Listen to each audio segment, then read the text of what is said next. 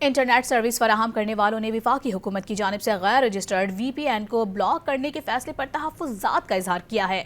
Wireless and internet service providers ایسوسی ایشن کی طرف سے جاری اعلامیے میں کہا گیا ہے کہ وی پی اینز کا استعمال پرائیویسی، محفوظ مواصلات اور آن لائن رسائی کے لیے اہم ہے۔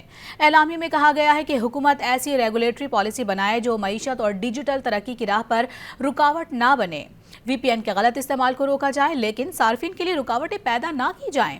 آئی ٹی برآمدات، مالی لین دین اور تحقیقی کام کے لیے وی پی اینز کے استعمال میں رکاوٹ پیدا نہ کی جائے۔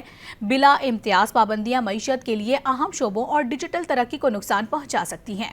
ایسوسی ایشن قومی قوانین کے تحت ذمہ دار ٹیکنالوجی کے استعمال کی حمایت کرتی ہے۔ وی پی این کے حوالے سے ایک منصفانہ ریگولیٹری طریقہ کار اپنایا جانا چاہیے۔ وی پی اینز کے بارے میں سخت پالیسی قانون کی پابندی کرنے والے صارفین کو متاثر کر سکتی ہے۔ سیکیورٹی خدشات کے حل کے لیے ریگولیٹر، سروس فراہم کنندگان اور دیگر اسٹیک ہولڈرز کے درمیان تعاون ضروری ہے۔ ڈیجیٹل آزادیوں کے علم کے تبادلے اور تجارت کے لیے سازگار ماحول ضروری ہے۔